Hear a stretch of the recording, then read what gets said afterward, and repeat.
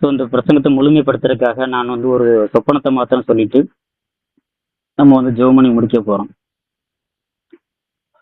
ஒரு 6 மாசம் அல்லது ஒரு ஒரு வருஷத்துக்கு முன்னாடி எனக்கு ஒரு ஒரு கனவு ஒன்று வந்தது. என்ன கனவுனா, என்னை ஃபாலோ பண்ணிட்டே வாங்க, அப்பதான் புரியும்.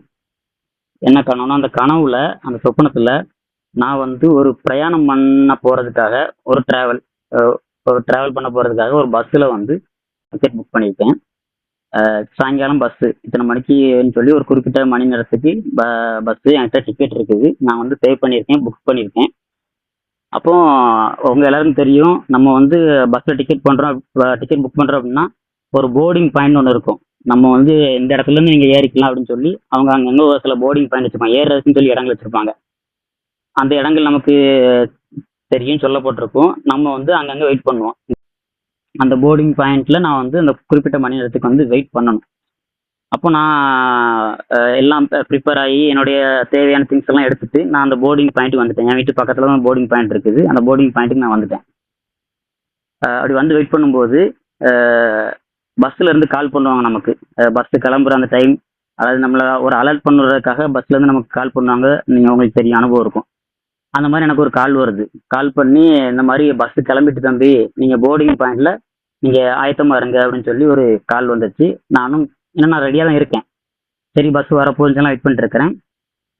என்னுடைய போர்டிங் பாயிண்ட்ல இருந்து அதாவது நான் நிற்கிற போர்டிங் பாயிண்ட் கொஞ்சம் ஹைட்டான பகுதி. கொஞ்சம் தூரமா பார்த்தாலும் பஸ் வருதா இல்லைன்னு நம்ம வந்து பார்த்து தெரிஞ்சுக்க முடியும். அப்போ ஒரு 300 அடி தூரத்துல பஸ் வந்து 300-400 அடி டிஸ்டன்ஸ்ல பஸ் வந்து அங்கேருந்து வந்துகிட்டு இருக்குது. எனக்கு தெரியுது. ஃபர்ஸ்ட் நான் டிக்கெட் புக் பண்ணிட்டேன். டைமுக்கு ப்ரிப்பேர் ஆகிட்டேன். எல்லாம் எடுத்துட்டு போர்டிங் பாயிண்ட்டுக்கு வந்துட்டேன். அங்கேருந்து எனக்கு கால் பண்ணி அலர்ட் பண்ணிட்டாங்க, நாங்கள் பஸ்ஸு கிளம்புறது வந்துட்டு இருக்கிறோம் அப்படின்னு, நீங்கள் ரெடியாக இருந்துச்சு அலர்ட் பண்ணுறாங்க. நானும் பார்க்குறேன், பஸ்ஸு நான் நிற்கிற இடத்துல இருந்து ஒரு 300-400 மீட்டர் தூரத்தில் அடி தூரத்தில் வந்துக்கிட்டு இருக்குது. அப்படி வந்துக்கிட்டு இருக்கும்போது எனக்கு ஒரு எண்ணம் வருது, ஃபோன் சார்ஜர் எடுக்க மறந்துட்டேன். ஐயோ, நம்ம ஃபோன் சார்ஜர் எடுக்க மறந்துட்டோமே அப்படின்னு சொல்லிட்டு நான் வந்து பஸ் அங்கேருந்து வந்துதான் இருக்கு. 300 அடி தூரம் இருக்கு இல்லையா பஸ் அங்கேருந்து இங்கே நம்ம போர்டிங் பாயிண்ட்டுக்கு வர்றதுக்குள்ள ஏன்னா வீடு பக்கத்தில் தான் இருக்கு. நான் அந்த டிஸ்டன்ஸ் எல்லாம் கால்குலேட் பண்ணி நம்ம போயிட்டு எடுத்து வந்துடலாம்னு சொல்லி ஓடி போகிறேன். பஸ் வரைக்கும் நம்ம ஓடி போயிட்டு சார்ஜர் எடுத்து வந்துடலாம்னு சொல்லி ஒரு நிமிஷம் கூட நிற்காம, ஒரு செகண்ட் கூட வேஸ்ட் பண்ணாம ஓடி போய் வீட்டுக்கு போய் சார்ஜர் எடுத்துட்டு அப்படியே ஓடி வந்து போர்டிங் பாயிண்ட்ல மறுபடியும் வந்து நிற்கிறேன். எனக்கு ரொம்ப நம்பிக்கை, ரொம்ப பயங்கரமான நம்பிக்கை. நம்ம மின்னல் வேகத்தில் போயிட்டு மின்னல் வேகத்தில் வந்துட்டேன்னு சொல்லி நின்றுட்டு பஸ்ஸுக்காக காத்திருக்கேன். பஸ்ஸு வந்து வரும். ஏன்னா 300 மீட்டர் தூரத்தில் வந்துச்சு இல்லையா, அந்த 300 மீட்டர் தூரத்துலேருந்து நான் நிற்கிற இடத்துக்குள்ள ஒரே ஒரு டேர்னிங் மட்டும்தான் இருக்குது. நான் டேர்னிங்கை தாண்டிட்டா நான் நிற்கிற ரோட்டுக்கே பஸ் வந்துடலாம். ஆனால் நான் சார்ஜர் எடுத்துகிட்டு வந்துட்டேன், பஸ்ஸை காணும். என்ன பஸ்ஸு வந்திருக்கணுமே நேரத்துக்கு, அந்த டேர்னிங்கை தாண்டி வந்திருக்கணும்னு சொல்லி நான் வெயிட் பண்ணுறேன். பஸ்ஸை காணும். ரொம்ப நேரம் வெயிட் பண்ணுறேன், பஸ்ஸை காணும். வேறு பஸ் எல்லாம் வந்து தாண்டி போகுது. ஆனால் நான் புக் பண்ண பஸ்ஸு காணும். ரொம்ப நேரத்துக்கு அப்புறமா தான் என்னால் ரியலைஸ் பண்ண முடிஞ்சது, நான் சார்ஜர் எடுக்க போயிட்டு வந்த நேரத்துக்குள்ளே அந்த பஸ்ஸு வந்து போயிட்டு அப்படிங்கிறது. பஸ்ஸு ஏன்னா அந்த 300 அடி தூரத்துலேருந்து பஸ் வர்றதுக்கு ரொம்ப நேரம் ஆக போகிறது கிடையாது, அது வந்திருக்கும். அப்போ அவ்வளோ நேரமாக்கியும் பஸ்ஸை காணாததால் பஸ்ஸு போயிடுச்சு அப்படிங்கிறத நான் அந்த சொப்பனத்தில் வந்து ரியலைஸ் பண்ணுறேன். அதோட சொப்பனம் வந்து முடியுது. ஸோ இப்போ நம்ம ரியாலிட்டிக்கு வருவோம். எப்படி நான் அந்த சொப்பனத்தில் டிக்கெட் வந்து புக் பண்ணியிருந்தனோ, அதாவது முன்பதிவு பண்ணியிருந்தனோ, அதே மாதிரி நாம் எல்லாரும் தேவனால் முன்பதிவு பண்ணப்பட்டவங்க. நம்ம வந்து முன்குறிக்கப்பட்டவங்க. நம்மளை வந்து கர்த்தர் வந்து எதுக்கு முன்குறிச்சிருக்காரு?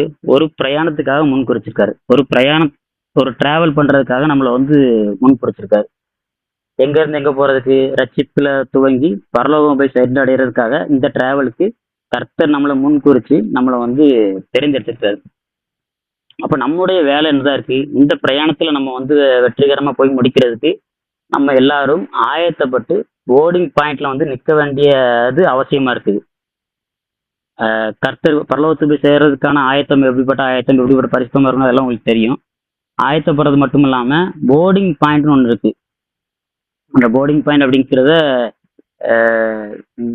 விழிப்புணர்வு விழித்திருங்கன்னு சொல்லுவோம் இல்லையா, அவேக்கா இருங்க, எச்சரிக்கையா இருங்க, ஜாக்கிரதையா இருக்குன்னு சொல்லுங்க. அதுக்கு நம்ம வந்து உதாரணம் எடுத்துக்கலாம். நம்ம எல்லாரும் ஆயத்தமா இருக்கிறது மாத்திரம் இல்லாம ஜாக்கிரதையோடு கூட இருக்கணும். பஸ் எப்பனாலும் வரலாம் அப்படிங்கிற ஜாக்கிரதையோடு கூட அந்த போர்டிங் பாயிண்ட்ல நம்ம வந்து காத்து இருக்கிறவங்களா இருக்கணும் அப்படிங்கிறத நம்ம வந்து புரிஞ்சுக்கலாம். ஸோ இங்க எப்படி எனக்கு அந்த பஸ்ல இருந்து கால் பண்ணி பஸ் கிளம்பிட்டுன்னு சொல்லி அலர்ட் கொடுத்தாங்களோ, அது மாதிரி வருகை சமீபம் ஆயிட்டுப்பா அப்படிங்கிற அலர்ட் வந்து இன்னைக்கு நம்ம இருக்கிற காலத்துல நம்ம எல்லாருக்குமே அந்த அலர்ட் வந்திருக்குது. யாருமே எனக்கு அலர்ட் வரலன்னு சொல்ல முடியாது. மத்திய 24 நம்ம வாசிக்கிறபடி யுத்தங்களையும் செய்திகளையும் நம்ம கேள்விப்பட்டோமான்னு கேட்டா ஆமா கேள்விப்பட்டோம், இது ஒரு அலர்ட். கொள்ளை நோயை பார்த்தோமான்னு கேட்டா பார்த்தோம், இது ஒரு அலர்ட். கள்ள ஊழியர்கள் எழும்புவார்கள் அப்படிங்கிறத நம்ம கண்ணார பார்த்தோமான்னு கேட்டா ஆமா பார்த்தோம், இது ஒரு அலர்ட். தெரிந்து கொள்ளப்பட்டவர்கள் வஞ்சிக்கப்படுகிற காலம், அந்த கர்த்தருடைய வருகைக்கு முன்னாடி இப்படிப்பட்ட காரியங்கள் இருக்கும் அப்படின்னு பார்த்தா அதையும் நம்ம பார்த்துருக்குறோம், இதுவும் ஒரு அலர்ட். நோவாவின் காலத்துல எப்படி நடந்துச்சோ அதே மாதிரி நடக்கும். மனுஷங்க வந்து உணராம இருப்பாங்க. அதே மாதிரி அந்த நாட்கள்ல சோதோமுடைய நாட்கள் எப்படி நடந்ததோ அதே மாதிரி நடக்கும்னு சொல்லி எல்லா அலர்ட்டையும் நம்ம கண்ணாடி பாக்குற மாதிரி நமக்கு முன்னாடி வாழ்ந்தவங்க பார்த்துருப்பாங்களான்னு கேட்டா வாய்ப்பு இல்லை. அப்போ எல்லா விதமான அலர்ட்டையும் நம்ம வந்து நம்ம கண்ணால கண்டிருக்கிறோம், நம்ம காதால கேட்டிருக்கிறோம், மறுக்க முடியாது.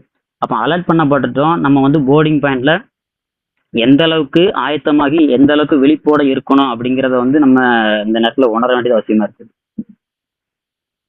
அதே நேரத்துல அந்த டிராவல் பண்ண போறோம் இல்லையா, இப்ப அந்த பஸ் டிராவலுக்கு வந்து நான் வந்து பே பண்ணியிருந்தேன். ஒரு விலை வந்து நான் செலுத்தியிருந்தேன் அந்த பிரயாணப்படுறதுக்காக. அதே மாதிரி நம்ம பரலோகம் போய் சேர்றதுக்காக நம்ம வந்து நாள்தோறும் நம்ம வந்து பே பண்ணிட்டு இருக்கிறோம்.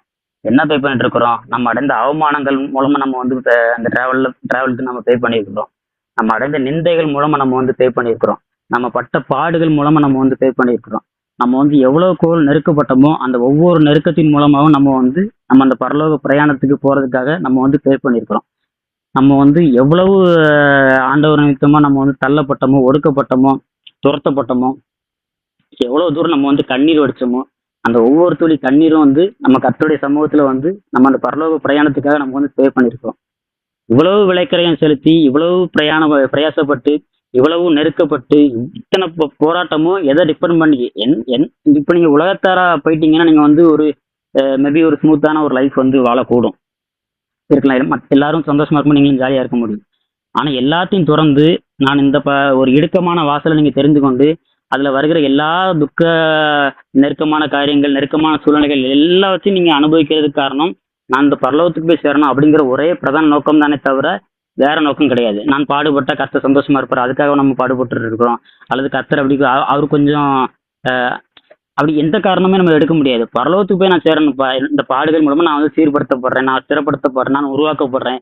இது எல்லாமே எதை டிபெண்ட் பண்ணுது, எதை குறிக்குது அப்படின்னா அது பரலோகத்துக்கு போய் நான் சேரணும் அப்படிங்கிற ஒற்றை நோக்கம் தானே ஒழிய வேற காரணங்கள் வந்து கிடையாது. அப்போ நான் இவ்வளவு தூரம் நான் பே பண்ணி இவ்வளவு விலைக்கரையை நான் செலுத்தி அந்த போர்டிங் பாயிண்ட்ல வந்து நிற்கும்போது அந்த கடைசி நிமிஷத்துல இப்போ நம்ம இந்த வாழ்ற கடைசி இந்த காலம் தான் அந்த கடைசி காலம். அந்த கடைசி நிமிஷத்துல ஏதோ ஒரு காரணத்துக்காக நான் வந்து அந்த டிராவலை மிஸ் பண்றேன் அப்படின்னா என்னைய போல நம்மளை போல பரிதவிக்கப்பட்டவர்கள் வந்து யாருமே இருக்க முடியாது. ஏன்னா நம்ம அந்த பிரயாணத்துக்காக அந்த பஸ்ல ஏறதுக்காக தான் நம்ம அவ்வளவு விலைக்கரையும் செலுத்திருக்கோம். அந்த வருகைக்காக அந்த வசனம் சொல்லுது இல்லையா, மத்திய ஆகாயத்துல எக்கால துணி கேட்கும்போது கர்த்தர் வந்து இறங்கி வருவார், அவரை எதிர்கொண்டு நாமும் நம்முடைய சரீரத்துல மறுரூபமாகி நாம் இங்கிருந்து அவரை எதிர்கொண்டு போவோம். மத்திய ஆகாயத்துல அவர் நம்மளை வந்து சேர்த்து கொண்டு அவர் வந்து பரலோகத்தை நம்மளை கூட்டு போவார்னு சொல்லி நம்ம வசனம் படிக்கிறோம் இல்லையா. ஸோ அந்த ஒரு டிராவலுக்காக தான் நம்ம வந்து இவ்வளவு பிரயாசப்படுறோம், இவ்வளவு பே பண்றோம், இவ்வளவு கண்ணீர் வடிக்கிறோம், இவ்வளவு நெருக்கப்படுறோம், இவ்வளவு தூரம் கதறோம். நம்மள எவ்வளவு நெருக்கி உலகத்தின் சந்தோஷங்கள் எல்லாத்தையும் வெறுத்து எவ்வளவுக்குள்ள வாழ முடியுமோ அவ்வளவுக்குள்ள வந்து நம்ம வந்து கத்தருக்கு எடுத்த காரியங்கள் ஈடுபடுறோம். இவ்வளவு செய்து இவ்வளவு பிரயாசப்பட்டு அந்த மத்திய ஆகாயத்துல அந்த டிராவல் நம்ம அந்த டிராவலை நம்ம எடுத்துக்கொள்ளப்படாம அந்த கடைசி நிமிஷத்துல ஏதோ ஒரு காரியத்தை பார்த்து ஏதோ ஒரு சூழ்நிலை நிமித்தமா, ஏதோ ஒரு நெருக்கத்தின் நிமித்தமா, அல்லது ஏதோ ஒரு ஆசையான காரியத்தின் நிமித்தமா அது மேல நம்ம கவனம் செலுத்தி அது நமக்கு வேணும்னு சொல்லி முக்கியம் கொடுத்து, அல்லது இந்த சூழ்நிலை நெருக்கத்துல எனக்கு இந்த டிராவல் போதுன்னு சொல்லி நம்ம சோர்ந்து போய் உட்கார்ந்துட்டோம் அல்லது பின்னாடி போயிட்டோம் அப்படின்னா நாம அந்த டிராவலை வந்து இழந்து போயிடும். நம்ம பட்ட பிரயாசங்கள் எல்லாமே வந்து வீணா போயிடும். அதனால அனித்தியமான காரியங்கள், அனித்தியமான சந்தோஷத்தை கொடுக்கிற காரியங்கள், அனித்தியமான கொஞ்ச கால பாடுகள்னு சொல்லி வேதம் சொல்லுங்க. கொஞ்ச காலத்து பாடுகளை குறித்து நம்ம வந்து துக்கப்பட்டு அதுல முடங்கி போய் இருந்து அந்த நித்திய மகிமையான அந்த பரலோகத்தின் காரியத்தை நம்ம வந்து இழந்து போயிடாம அந்த போர்டிங் பாயிண்ட்ல நம்ம வந்து கவனமா இருக்க வேண்டியது அவசியமா இருக்குது. ஸோ நான் ஆல்மோஸ்ட் முடிச்சிட்டேன். இப்போ இந்த சூழ்நிலையில நான் மறுபடியும் அந்த தொடக்கத்துக்கு வர்றேன். நீங்க எங்க இருக்கிறீங்க அப்படிங்கிற கேள்விக்கு. நீங்க ஒருவேளை கண்டினியூ பண்ணிட்டு இருக்கிறீங்க அந்த போர்டிங் பாயிண்ட்ல விழிப்பாதான்ப்பா இருக்கிறேன். எனக்கு எந்த பிரச்சனை, நான் கர்த்தர் வராரு அல்லது அந்த பஸ் வருதுன்னா நான் வந்து கரெக்டா ஏறி போயிடுவேன்.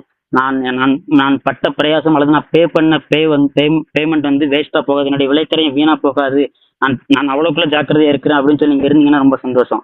அல்லது சோர்ந்து போய் என்ன நான் ஸ்ட்ரக் ஆகி போய் இருக்கிறேன் அப்படின்னா நம்ம வந்து அதை விட்டு எழுந்து நம்ம அந்த போர்டிங் பாயிண்ட்டுக்கு நேரா அல்லது இந்த பிரயாணத்தை தொடர வேண்டியது அவசியமா இருக்குது.